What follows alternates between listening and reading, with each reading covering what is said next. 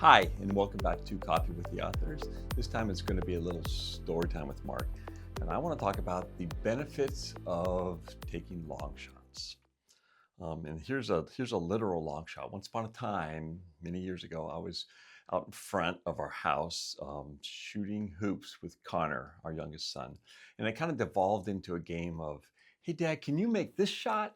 And then I'd try it, and he'd go, hey, Dad, can you make this shot?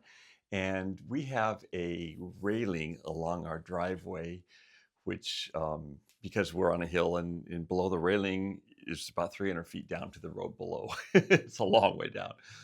And he had me back way up against the railing, and it's about this high. It's a pipe, like a pipe fence. And they make a shot. It was like 3-point territory, definitely. And and I took a shot, and I made it, much to my surprise. And he was very impressed. I didn't want to tell him, oh, I probably never. That's a 10% shot for me. And then he had this wild idea. He had me move along the railing even further away from the basket. And then he wanted me to stand. He had quite an imagination. He wanted me to stand on top of the railing with my back to the hill below, which went down 300 feet, stand on top of the railing, and then make a jump shot, like hop off the railing, leap off the railing, and make a jump shot from there, which is, by now we're kind of at half court territory. So I'm like, okay, I'll try, So I climbed up on the railing, and it was hard just to balance. It's a pipe about this big around. And I'm standing on top of that railing, and I'm trying not to fall over and break my ass. And then so I just leap off the railing and just heave the ball towards the general vicinity of the basket. And I made the shot. And he was so surprised. He was like running into the house. Mom, you'll never believe what Dad just did. So the funny thing is, we all take long shots once in a while, and we fail at almost all of them. But on the rare times when we do succeed, A, we never forget it. I will never forget making that basket out of all the millions of baskets I've missed. And B, it kind of wipes out all the failures that we've had. You immediately forget about those. Just like as they always say, it only takes one yes. Once you get your yes, all those no's they kind of melt into oblivion. You don't think about them anymore. So that's kind of why I want to talk about taking long shots. Not that I think that taking long shots is a logical or practical thing to do kind of on the regular, but I think there's a hidden benefit to taking long shots. I'm specifically talking about in the publishing world, where rejection is very much par for the course. I really think you should take long shots only if you keep kind of two things in mind. You had two caveats. And the first is that you have to kind of admit to yourself as you're taking this long shot, it is very likely to fail. It is just assume it's going to fail in a sense. I mean, we want to be positive, but realize that mathematically the odds are very much against it. And the reason you want to do that is so that you don't spend a lot of time after you kind of put hope in the mail. You don't spend a lot of time waiting around for the phone to ring, because you realize there's like 1,000-to-1 chance that it's ever going to ring over this particular shot. And you're better off just getting on with what you're doing. In other words, take your long shot, send out your wild, crazy query, and then get back to what you normally do. In other words, get back to writing. And the second thing is that long shots should only make up a very small percentage of your efforts. Let's say there are three kinds of efforts you can make.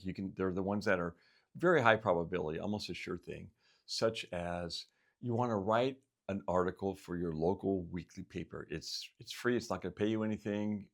Maybe you've written for them before. If you have a good idea for an article, it's pretty likely they're going to say, okay, fine.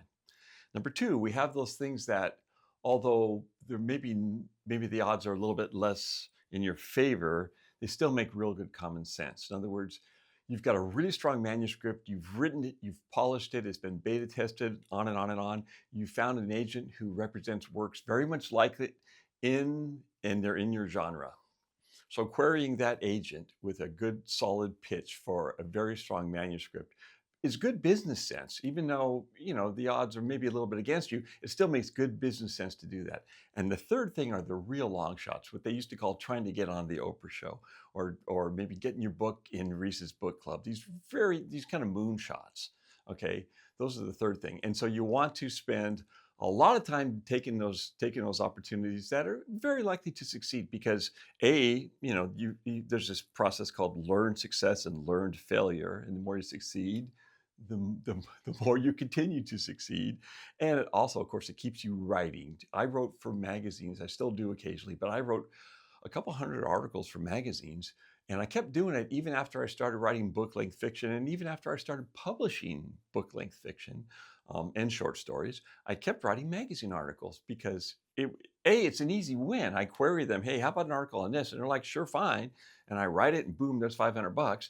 But also, it kept me writing. It kept me having deadlines, and it kept me kind of busy having to produce good, sellable, publishable copy, which is kind of like I said before, it's like eating your vegetables. It's not the most exciting thing, but it's actually really good for you to continue to write those kind of things, even while you're trying to get your great American novel published. Well, think of a long shot as like dessert. It's not like the appetizer, which is maybe the article for a local magazine, and it's not like the main course, which is making a list of agents and querying your finished manuscript. It's dessert. It's the flaming on fire with brandy and cherries on it, kind of, something you rarely have. And it's something you should probably do only after all of the kind of common sense stuff is already taken care of.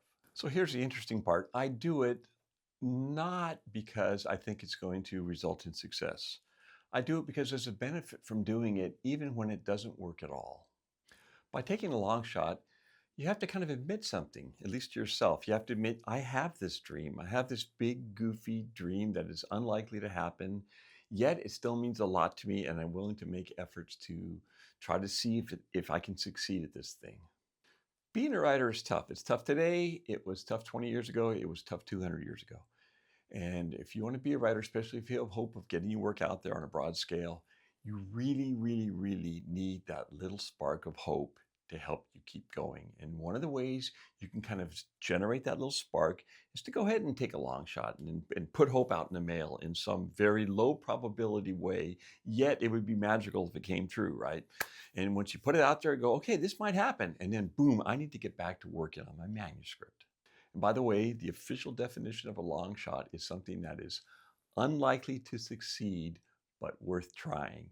And that's like the perfect definition. Yes, it's unlikely. You admit to yourself, this thing has a 1% chance or a 1 in a million chance, but it is worth the attempt anyways, because even if you don't win the lottery, just the fact that you have that little ticket in your pocket and you might win, it does something psychologically. It's good for your mental health. It kind of buoys you and gives you this little spark of hope that kind of rides on your shoulder as you go through your day. So go ahead, climb up on that fence and heave that ball from the top of the railing 50 feet away. And whether you make it or not, then get back to work. So that's my goofy little story for today. And I hope you got something out of this. And as always, keep writing.